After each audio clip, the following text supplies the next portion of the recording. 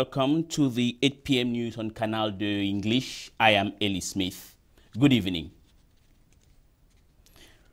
We'll begin first the headlines. The indomitable lionesses of Cameroon today took on the Zimbabwean team in Yaoundé, while in Limbe it was the turn of the South African Banyana to trump over the Egyptians. And still, the other headlines that we have today is the Ngondo Festival draws. As the Ngondo Festival draws nearer, elites of the regions concerned have decided to make the event to be a grandiose one. Those were the headlines.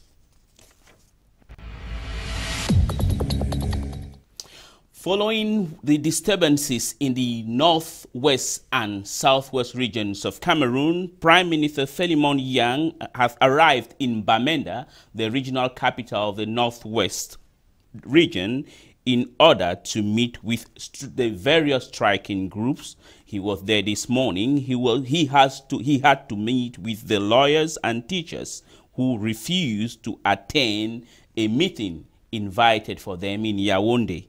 But the Prime Minister made an effort to go down to the northwest region to meet the lawyers and various striking groups as announced. More about it will be given to you in our subsequent newscast on Monday. We are leaving the northwest region where we had strikes and other disturbances for another part of the republic, that is in the Greater North, precisely in the northern region of Cameroon, that is the far north, the city of Mora, where two suicide bombers who were female attempted to explode themselves, but due to the vigilance of our security forces, their macabre attitude or the attempt to wreak havoc on the population was limited. Details with Ndimorin. Authorities in Cameroon's Boko Haram targeted far north region say they are revving up security as the rains ebb out, heralding the dry season and facilitating movement for people, including Boko Haram operatives. Over the past week, there has been a perceptible surge in the frequency of attacks blamed on the jihadists. Early Thursday, bloodshed was narrowly thwarted at the main market in Mora in the Mayo Sava division and some 30 kilometers from the Nigerian border after two teenage female suicide bombers failed in their bids to engender mass murders. The presumed Boko Haram militants had reportedly crossed the border barefooted and were heading for the market and the high school when they were spotted by local defense group members. The first, apparently aged about 13, was arrowed to death by the vigilante group members, while the second one, aged about 18, immediately detonated her bomb after recognizing she had been unmasked. Only the suicide bombers died in the incidents. On Tuesday night, heavily armed men presumably fighting for Boko Haram attacked a gendarmerie outstation at Darak, a Cameroonian islet in Lake Chad, killing the commander, 6 other officers, and a local self-defense group member. Earlier this month, the International Crisis Group published a report indicating a slump in the frequency of Boko Haram attacks in the region. But with the start of the dry season, there are fears the attacks will soar. Well, I think you may have corrected it by yourself. It was not Ndimorin, but our own Divine Tarike Jr. Once again, it is another report on suicide bombers in the northern region of Cameroon. These are the remains of what visibly belongs to 2 young female suicide bombers who attempted attack in the town of Mora in the far north region Thursday morning. Unfortunately, their suicide attempts were quickly neutralized by one of the members of the vigilante group as they were heading to one of the biggest markets in Mora. Security forces were immediately alerted. One of the young female suicide bombers was shot dead, while the second got exploded. Abdul is one of the members of the Morawan vigilante group.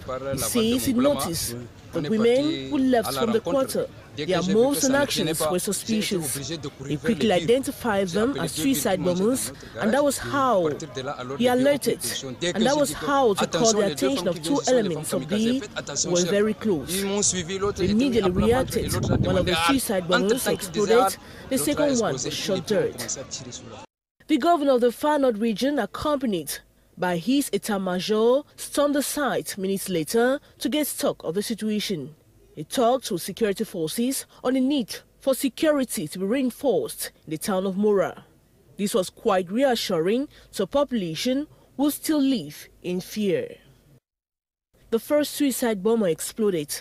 We thank God no other persons died. This is because forces of law and order quickly neutralized them. If not, more souls would have been gone.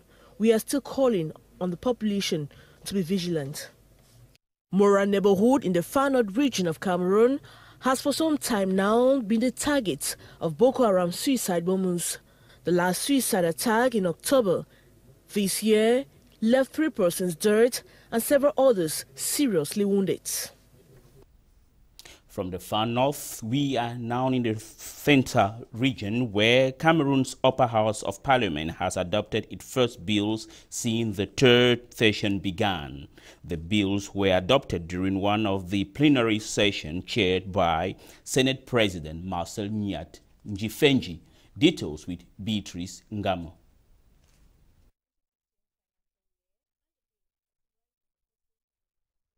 To ratify the Bangui Agreement, instituting an African Intellectual Property Organization, or API, revised in Bamako, Mali last December 2015, have been approved by the Senate during a plenary chaired by Senate President Marcel Nyat Njifenji.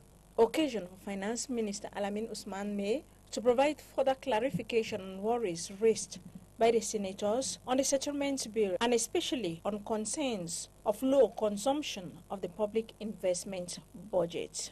To this, the minister was clear. The mobilization of resources were raised at 98%. And the special appropriation account scrutinized this year, he added, is to see how they can improve this. He believes the general strength is making sure our budget is helping our country to move towards its destination, that of becoming an emerging country by 2035. The Secretary of State in the Ministry of Mines, Industries and Technological Development, Focalistus Gentry, on behalf of his minister, gave reasons why it is important for the head of state to ratify the Bangui Agreement on the African Intellectual Property Organization. Still on the matter, the precision of the Minister Delegate at the Ministry of External Relations in charge of relations with the Commonwealth. All these organizations are obviously affiliated to WIPO, the World Intellectual Property Organization. And of course, we all know, as has been said by the honorable members, the wealth that can be created by these organizations. The upper house of parliament, the Senate, here in Cameroon, has adopted her first 2 bills since the opening of this third ordinary session for 2016.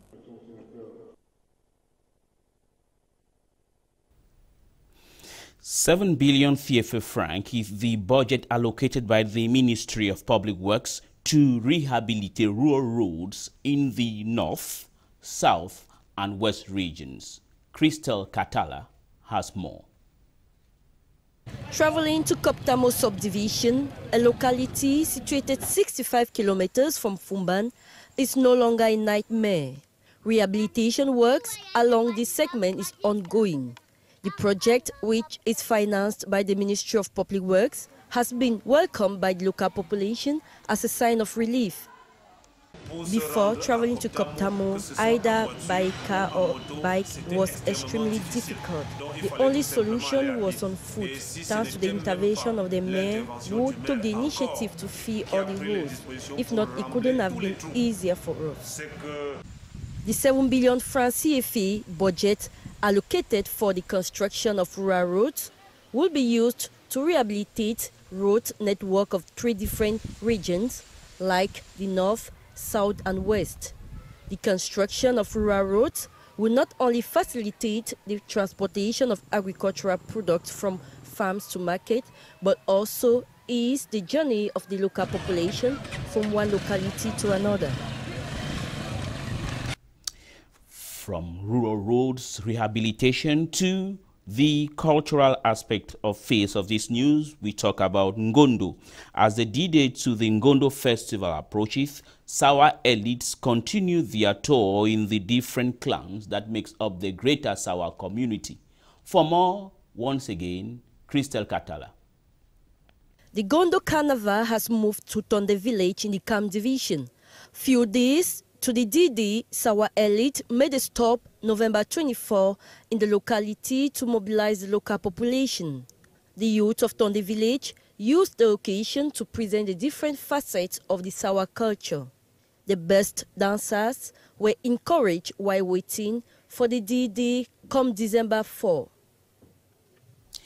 Well, from the Ngondo Festival, we are talking about sports. At the ongoing African Women's Nations Cup, South Africa thumped Egypt today in Limbe to reach the semi-finals alongside host nation or host country Cameroon. The Bayana goal was scored respectively by the various players. It was respectively scored by Asidewe Ngoyi, Vilakazi, Jane, Jamin, and Linda Motando. While in Yaoundé, the indomitable Lions of Cameroon maintain their clean sheet, courtesy Michelle Henriette Akaba. With their win over Zimbabwe, the indomitable Lionesses have recorded a clean sheet of 100% winning without conceding any goals. We wish both teams, that the South African national team and also the indomitable Lionesses of Cameroon, all what they may wish for themselves. And we stay still in the news, which is not yet over. Most often we report here on abuses that men met on women. But did you know that the reverse is fast getting ground? Beatrice Ngamo has more. Against men is collectively violence acts that are disproportionately and exclusively committed against men. But men are often reluctant to report it or seek help. This includes verbal, sexual, psychological, ritual, economic, and physical violence. Intimidation and threats the most common, especially from women to men. Why we think monogamy is a danger to men. That word needs to be scraped from vocabularies of males and those signing marriage certificates. For man to get second wife if the first engages in violence. Initiative Cameroon Center for the Fight Against Violence to Men, this after observing nature for 4 good years. Needs for man and woman to work hand in hand. Laws that favors man and the woman also. The impact of violence against men are abound. Fears and loss of feelings of safety, the men are covered by guilt and shame. Unresolved anger is in place. Depression steps in. An assaulted man goes out and gets a mistress who takes care of him, his doctor. And when she does that, people will think it is witchcraft. The goal of the Cameroon Center for the Fight Against Violence to Men, the Secretary General reiterates, is for a violence-free society, equality amongst men and women, while they appeal to decision makers worldwide to rewrite their laws for an equal and safe society. Adding, it is not a crusade against women, for to them, violence is neither feminine or masculine. All violence is equal. Their lobbying, they say, will not end here now. It will go a long way for all to understand the need for a free and safe society. Well, most people are surprised that men also are victims of female violence. It is part of equality. Well, a negative one indeed. Toll gates were made or are made for the collection of funds from those who use them, especially vehicles, private or for business purposes. But little did we know that toll gates have now become places where accidents are recurrent. Once again, Beatrice Ngamo. Drums, gendarmes, and planks covered with nails, that's all in place to stop cars. A local toll gate on the highway number 2, covering Ambam QC, which in a week has registered 2 accidents. 1 dead and over 4 persons seriously injured. The toll gate ticket seller explains on the day of the last accident, there was heavy downpour. The small car was waiting for the ticket when another car from Gabon in high speed forced herself into harm.